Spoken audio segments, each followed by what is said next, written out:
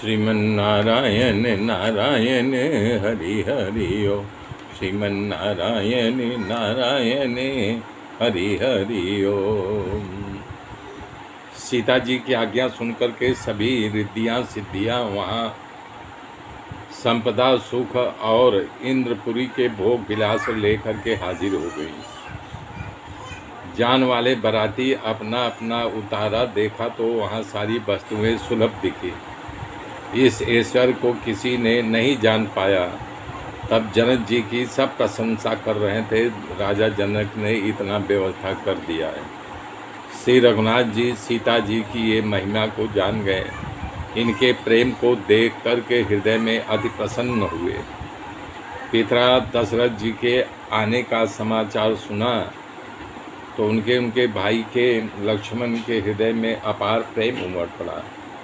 सकुचि कही न सकत गुरु पाही, अपितु दर्शन लालचु मन माही। विश्वामित्र विनय बड़ी देखी, उपजाऊ संतोष विशेषी। संकोच बस गुरु विश्वामित्र से दोनों भाई नहीं कह पा रहे थे, परंतु मन में पिताजी के दर्शन की अभिलाषा लालसा थी। विश्वामित्र उनकी प्रशंसा और नम्रता देख करके विनय देख करके गदगद हो गए। प्रसन्न होकर के दोनों भाइयों को छाती से लगा लिया। आंख में आंसू आ गए, परंतु मन में पिताजी के दर्शन की लालसा थी। ये जान गए थे दोनों जनवास में चले गुरु जी के साथ, जहाँ पर राजा दशरथ थे। जब राजा दशरथ पुत्रों सहित मुनियों को देखा तो दौड़ करके विश्वामित्र के पैरों पर गिर गए, खुश हो गए। पृथ्वीपति दशरथ जी मुनि के चरणों में दंडवत किए और विश्वामित्र जी ने उठा करके अपने छाती से लगा लिया और मन भावन आशीर्वाद दिया। इसके बाद जो है दोनों भाइयों ने दंडवत प्रणाम करता देख करके राजा के हृदय में खुशी समा नहीं रही थी और दोनों को उठा करके हृदय से लगा करके अपना जो दुख था उनको दूर हो गया। पल भर में जानो मृतक शरीर में प्राण आ गया। मुनि वशिष्ठ पद सिर दिन नाये, प्रेम मुदित मुनिवर उर लाए। विप्र बिंद बंदे दो भाई, और मन भावन आशीष पाई। तब दोनों वशिष्ठ जी के चरणों में शीश झुकावा। मुनि श्रेष्ठ प्रेम से आनंद से हृदय से लगा लिया।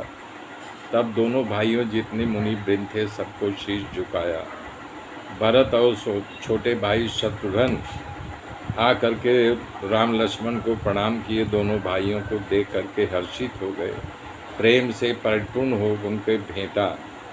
उसके बाद परम कृपालु और विनयी रामचंद्र जी अयोध्यावासियों, कुटुंबियों, जाति के लोगों, याचकों, मंत्रियों, मित्रों से मिले। एक ने कहा, जनक जी कितने पुण्य आत्मा, कितने भाग्यशाली हैं कि इनके यहाँ सीता जी ने अवतार धारण किया।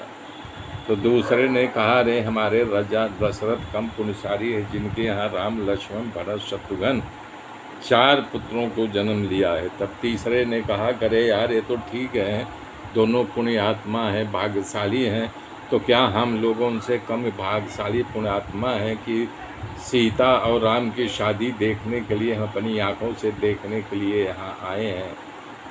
हाँ बताओ, मंगल का मूल लगन का दिवस आ गया। हेमंत ऋषि, बसंत पंचमी जिसको कहते हैं, सुहावन महिमा मांगशत था। ग्रह तिथि नक्षत्र योग और श्रेष्ठ था। लग्न पत्रिका लिखा करके नारद जी ले करके जनक जी के पास जाते हैं और जब जनक यहाँ पहुँचते हैं तो वही लग्न तिथि जनक के जितने ज्योतिषाचार्य से सब लिख करके रखे थे। तो बोले, हाँ हमारे यहाँ के ज्योतिषाचार्य कम थोड़ी है। निर्मल और सुंदर मंगल का मूल गोधूली और पवित्र समय आ गया, सारे सगुन अनुकूल हैं। तब सताजन जी को बुला करके जनक ने कहा, देर किस बात की कर रहे हो, राजा दशरथ को यहाँ आने के लिए बुलावा लेके आ जाओ। सोने का कलश, सगुन मंगल लेकर के, दही दुर्वा लेकर के, सतानंद ब्राह्मणों को लेकर के, उत्तम ब्राह्मणों को सारी स्त्रियां गीत गाते गाते राजा दशरथ जी के पास चली, उनको बुलाने के लिए लगन का समय हो गया।